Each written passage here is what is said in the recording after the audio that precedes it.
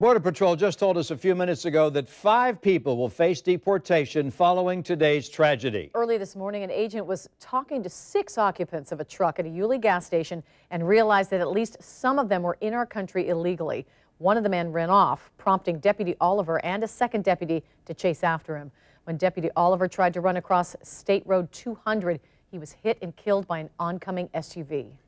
And just within the past couple of hours, the fallen deputy's parents were seen at a funeral home in Fernandina Beach where their son's body was taken this afternoon. You can see his father, a former 911 dispatcher, and his mother's in the tan jacket, both being consoled. We have several crews covering this tragedy. We begin with Joy in Fernandina Beach and what she's learned about this young deputy. Joy. Tom, Mary, Sheriff Leeper, you heard him with us at 5 o'clock. We'll hear more from him in just a little bit. But he told us that the deputy died doing what he loved. And that's what Sheriff Leeper told the deputy's 6-year-old daughter when he formally had to visit her and tell her what happened. Here's what else we know about Deputy Oliver. He was 32 years old. He was a 7-year veteran of the Nassau County Sheriff's Office. As I said, he leaves behind a 6-year-old daughter as well as extended family, a mother, a father, his ex-wife, and other family members. He also served in the Navy for 5 years. He was an avid Florida-Georgia fan, and he was the 6th Nassau deputy killed in the line of duty. Now, this investigation is far from over because there is an active manhunt going on right now for that 6th person who ran from the truck at that gate gas station. This map shows where the gate is. It's off State Road 200, and where the manhunt is centered, that is the Northampton area. Channel 4's Jim Piggott has been there all day, and he's joining us now with an update on that search. Jim? Joy, now that it's dark out, of course, that search will be more difficult at this point. But this is the area in Northampton. I was out here, like you mentioned, throughout most of the day, where police really have combed, searching the woods, searching the homes, searching retention ponds, anywhere where they could possibly find this man. Now, again, it's going to be difficult now. They've expanded the area, as we understand, to where they're looking, but they are determined to find this man. The search for the suspect became very intense at around 1 this afternoon. That's when this man, Phil Truce, called 911 and said he saw someone suspicious in the backwoods behind his house. Truce had talked to us just a short time before he made that call. He said police had already been to his home that morning and searched the area behind him. I told him I'm a retired police officer myself. I'd keep an eye out, and basically been keeping guard out here. Police blocked off the area near his home, but then determined that the man Truce saw was not involved. There were similar incidents in the neighborhood near Northampton throughout the afternoon, which is just south of where Deputy Oliver was killed.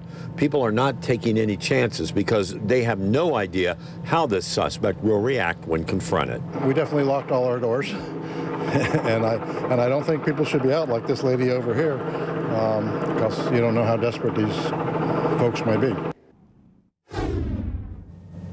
Florida Highway Patrol, the Jacksonville Sheriff's Office, the Fernandina Beach Police, and others have all been involved in all of this. And again, they say they're asking people if they see anything suspicious, just call police. That's what they say is the best thing to do at this point. We're live in Nassau County. Jim Piggott, Channel 4, the local station. Jim, thank you. We have seen such an outpouring of support from the community here, so you can only imagine what Deputy Oliver's fellow men and women in blue are saying about him. They want to show their respects. Joining us now is Chris Parento. And Chris, you have more on a memorial that's been growing. It's interesting because normally we see when there's been a tragic accident, a memorial grows at the site of where that accident happened, usually alongside the road. But this memorial is actually at the Nassau County Sheriff's Office.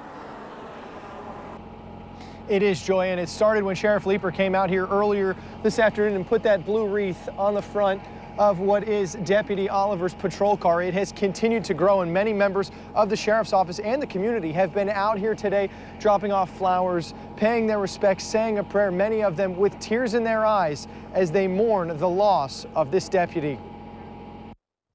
Flags fly at half-staff in front of the Nassau County Sheriff's Office, just feet above the patrol car of Deputy Eric Oliver. The car he was in this morning now turned into a memorial after his tragic death. It hurts, particularly our agency, but we'll keep going. We'll continue to protect our community the best we can. Speaking through tears this morning, Sheriff Bill Leeper gave the news that his agency had lost one of their own. Deputy Oliver was chasing after a man who ran from Border Patrol agents near the Gate gas station on State Road 200 and Chester Road. Deputy Oliver was one of two giving chase. The first deputy made it to the median, but Deputy Oliver was hit and killed by this SUV. The driver stayed at the scene and was cooperating with investigators. The crash happened around 7:30, and the road was closed for hours as investigators worked. We take the oath of office to serve and protect our community. So, and Eric died doing that. Throughout the day, as the memorial on Deputy Oliver's car grew, many stopped by to take pictures and pay their respects. State Attorney Angela Corey stopped by to offer her condolences to the agency, calling today a truly sad day. Sheriff Leeper says he talked to Oliver's daughter earlier today about how he will be remembered. And I told her that her daddy died doing what he loved to do.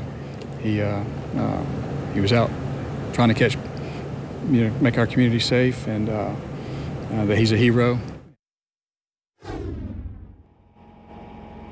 Just about 10 minutes ago, a member of the Navy was out here speaking with a member of the Nassau County Sheriff's Office. That member of the Navy had tears in his eyes much of the time that he was talking. He said he didn't know who Deputy Oliver was, but he wanted to pay his respects. And we've seen many of the other officers with the Nassau County Sheriff's Office that have been out here consoling each other as they take a moment by Deputy Oliver's car.